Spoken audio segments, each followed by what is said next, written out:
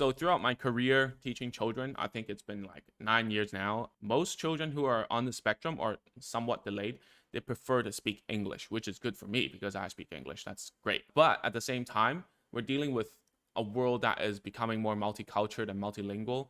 But at the same time, where English is becoming like a common language for everyone, children still need to speak their mother tongue in certain countries, in certain cities, right?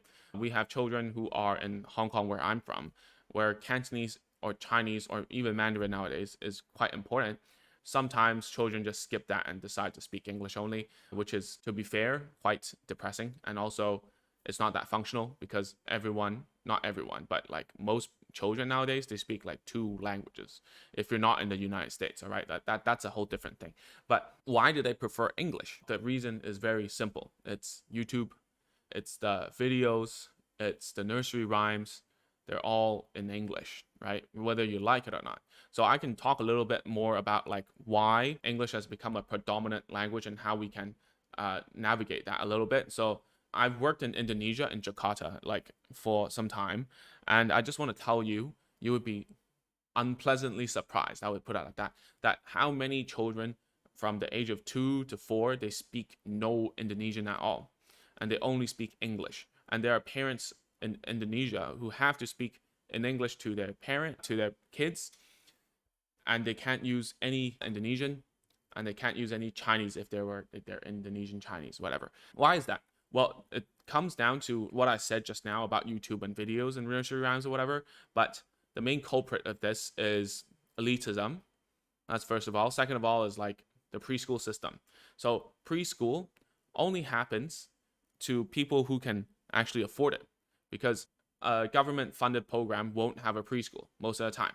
You might have pre-K or pre-nursery or whatever you guys call it nowadays. I really do not know the names. It's only for those who can afford it, right? When I was a kid, I did go to preschool, thankfully, but that was also private, right? So these private preschools, they do it in a multilingual setting, of which most of the time it's in English and sometimes now in Mandarin. And these usually skew towards not talking in the local language. And I've asked some parents all over like Southeast Asia. It seems like this is the case as well. And the reason why English is so like sought after is because, to be very honest, in this culture, if you speak English and nowadays maybe even Mandarin Chinese, your prospects of becoming a higher paid person just increases, because you can now talk to a lot more people.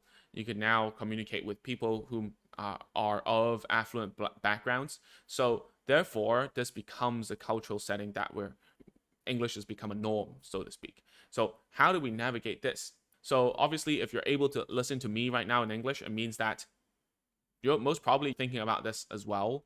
If you are like myself, my background is I'm bilingual and my wife is trilingual.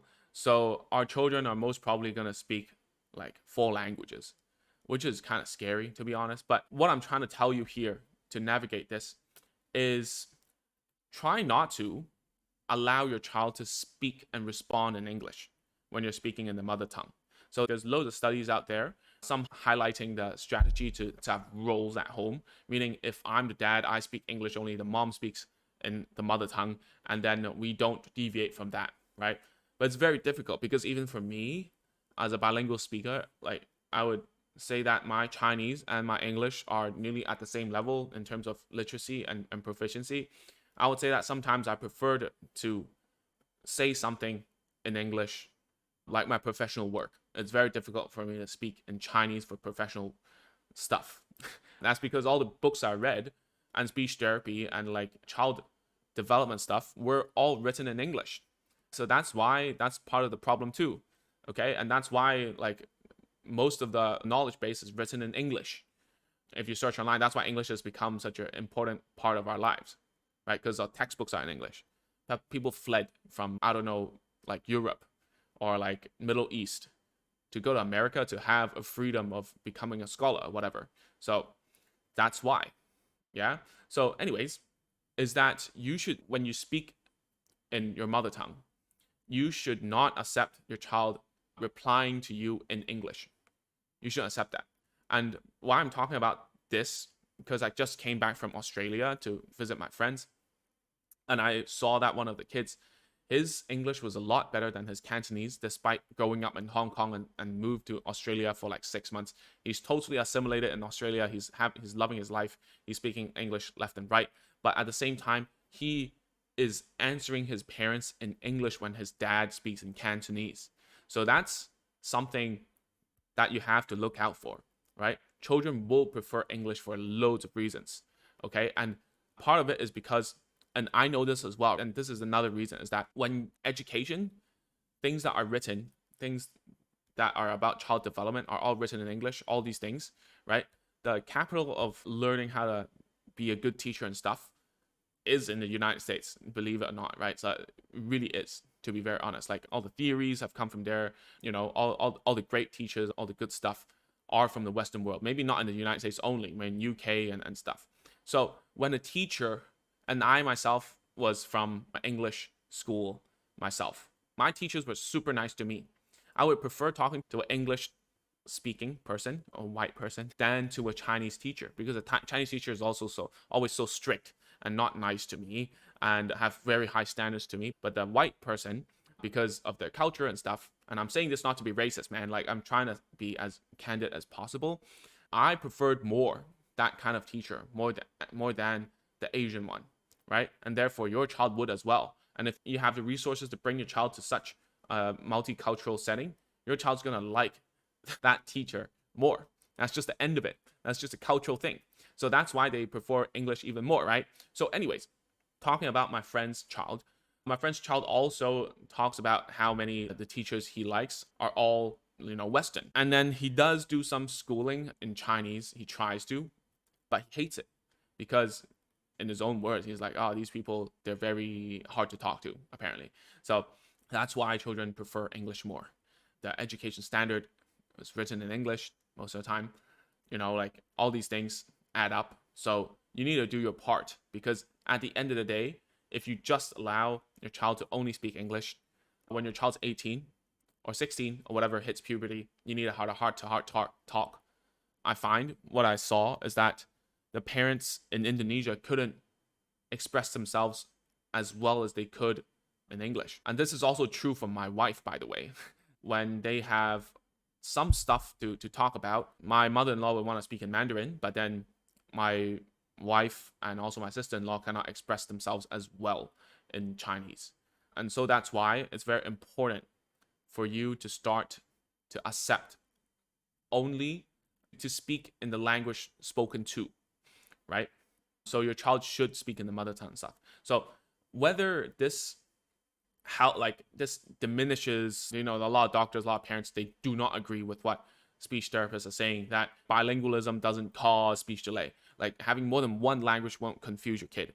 Like all these things are still, like, there's loads of research. You just go out there and look at it. I mean, like, I've made a whole video, and loads of speech therapists who have, even developmental pediatricians, those people who have higher credentials than myself, who have done research all their lives, they all agree on the same thing, which is like more than one language does not confuse a child. Because when a child is learning a language, when a child is language delayed, they're delayed in the whole acquisition of language. And then someone would say, oh yeah, then why give them more than one language, right? Then it's confuse them even more. There's like slight truth to that, but at the same time, when you're acquiring a language, it's more about learning how to use the grammar, learning how to acquire new vocabs in a more efficient way. And obviously different languages have different grammar and stuff, and it's okay for children to mix all the grammar up, and it becomes a hot mess, right? That's totally fine and acceptable for children who are what we call like L2 or whatever, like L1, L2, first language, second language, or true bilingualism. It's totally okay to mix it up. It's totally okay to transfer some of the mother tongue grammar into the second language grammar. That's totally fine. That's totally acceptable, right? And so I'm looking into, and it will become a problem later on, is that children, as they grow older, they only speak English. And I grew up with a bunch of people who only spoke English despite living in Hong Kong for the majority of their lives. And it became a fact that they cannot actually have a proper and serious conversation in their mother tongue with their parents. So if you don't want that, I think it's worth it to go through the pain and suffering, and also like the development of using both languages at home, and have a strict rule on it. Because at the end of the day, speech delay and language delay will not be made more severe by using more than one language. In fact, it actually might help because you're exposing your child to more different types of languages, and therefore it's easier for them to decode and learn, like certain ways of saying things, like tonality, the culture behind it, and so on, right? So I really hope that this will help you a little bit and let you know why children prefer English and how to tackle it at home. And at the same time, don't be afraid to tackle it, because if you only speak English at home, it's only gonna bite you back later on, right? I can be like totally honest with you. If your English isn't as good as your mother tongue, I think you're going down a really slippery slope if you're only doing English at home with your child, just because he or she is language delayed. You're gonna have a hard time. I've seen it firsthand. All right, so that's it for this video. If you haven't, please go to www.agentsofspeech.com/course. You can watch videos and video lessons of me that used to be paid. Now it's all free on the platform. You can learn to take your child from 0 words all the way to sentence building. All right, so that's it for now. I'll see you guys next week. Bye-bye.